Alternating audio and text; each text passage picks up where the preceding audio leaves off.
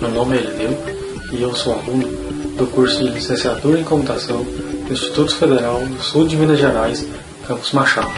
Nesta videoaula, iremos aprender um pouco sobre os meios não guiados.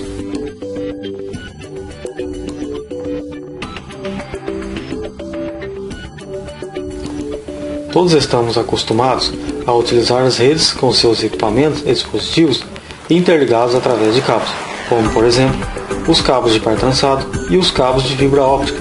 A desvantagem mais notável nesses cenários é o alto custo, pois, à medida que crescem os clientes e a área a cobrir, cresce a quantidade de equipamentos. Consequentemente, o cabeamento se estende e o custo aumenta. Além disso, as redes cabeadas são pouco flexíveis. Por exemplo, se você for mudar um computador de lugar, talvez você terá que refazer o cabeamento. Mas, com as redes sem fio, que se utilizam nos meios não guiados, para conectar seus dispositivos, a flexibilidade aumenta, pois, com o sinal sendo irradiado para cobrir uma determinada área, se uma mudança de local ocorrer para um computador, por exemplo, na área de cobertura, simplesmente continuar conectado, praticamente sem alterar ou reconfigurar nada. Só para esclarecer, o exemplo citado anteriormente é real, mas podem ocorrer situações onde uma reconfiguração é necessária, mas a flexibilidade permanece, até mesmo nestes casos.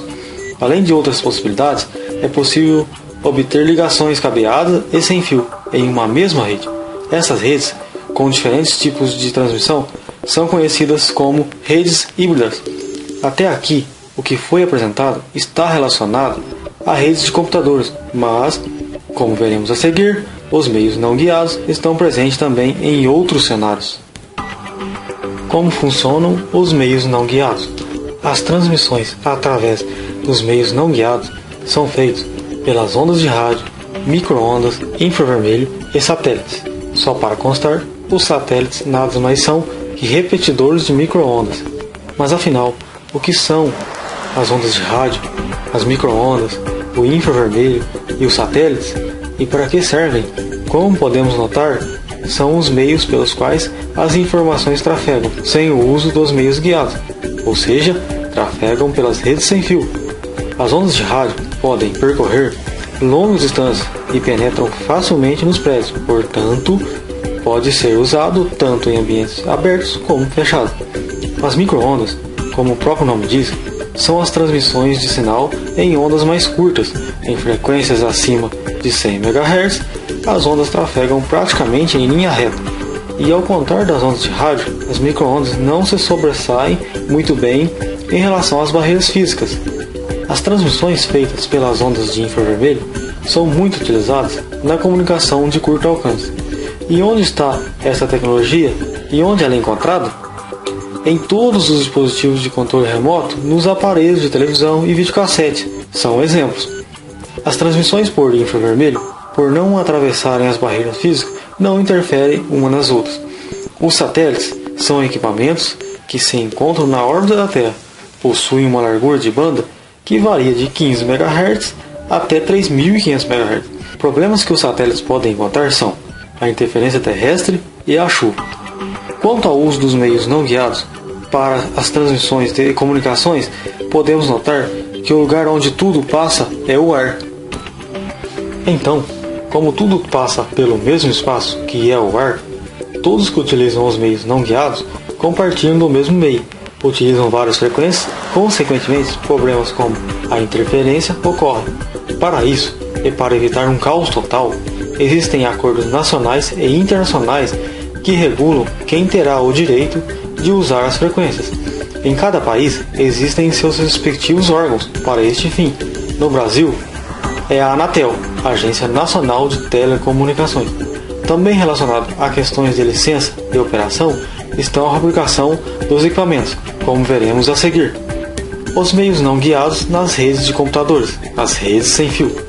Assim como as redes estruturadas com os meios guiados, as redes interligadas através dos meios não guiados possuem seus equipamentos específicos, embora obedeçam aos mesmos padrões Ethernet, TCP/IP, entre outros.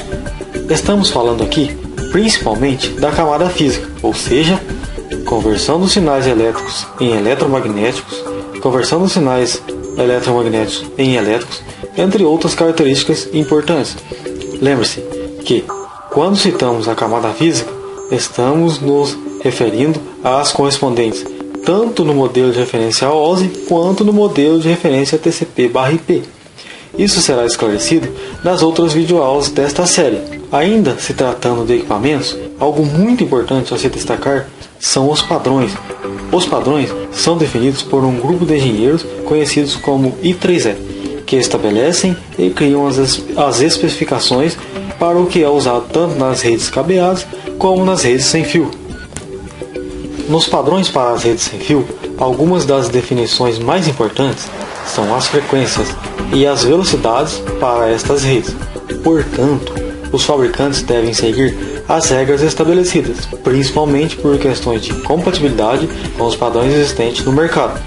O conjunto de padrões criados para as redes sem fio, que definem as frequências e velocidades, é conhecido como 802.11, também estabelecida pelo I3E. Vejamos a seguir os mais usados, com suas respectivas frequências e velocidades. A 802.11a utiliza a faixa de frequência dos 5 GHz e oferece uma velocidade de até 54 megabits por segundo. O padrão 802.11b utiliza a faixa de frequência dos 2.4 GHz e oferece uma velocidade de até 11 megabits por segundo. O padrão 802.11g utiliza a faixa de frequência dos 2.4 GHz e oferece uma velocidade de até 54 megabits por segundo. O padrão 802.11n utiliza as faixas de frequência dos 2.4 GHz e 5 GHz e oferece uma velocidade de até 300 megabits por segundo. Com base no que aprendemos até aqui, devemos fazer a seguinte ligação: os equipamentos devem ser fabricados conforme todas as características vistas até aqui, além de outras. Vejamos agora alguns dos equipamentos usados nas redes sem fio. Os roteadores sem fio são equipamentos capazes de interligar dispositivos sem o uso de cabos e encaminhar as requisições para os destinos corretos. Os pontos de acesso sem fio são equipamentos capazes de conectar dispositivos atuando como um ponto central de conexão sem o uso de cabos. As placas de rede sem fio, em que a grande diferença delas em relação às placas que usam fios, é lógico, não usam fios. As antenas são usadas para receber o sinal sem fio, transmitir o sinal sem fio e ligar pontos de uma rede basicamente. Veremos agora uma pequena amostra das vantagens e desvantagens das redes sem fio. Vantagens: custo reduzido para as instalações nas redes, flexível quanto à expansão e integração com outras redes. Desvantagens: obstáculos, ou seja, o que pode estar no caminho dos sinais pode interferir na transmissão e até mesmo atrapalhar. Exemplos destes obstáculos são as paredes, as árvores, a água, a chuva e até mesmo um sinal pode interferir no outro, pois uma grande quantidade de sinais em um mesmo local gera muita poluição, ou seja, gera uma competição das transmissões em um mesmo local. Então, chegamos ao fim desta videoaula, mas ainda teremos uma aula prática relacionada aos meios não guiados. Para uma compreensão mais abrangente da videoaula relacionada aos meios não guiados, assistam às videoaulas ainda desta série relacionadas aos modelos de referência OSI e TCP/IP.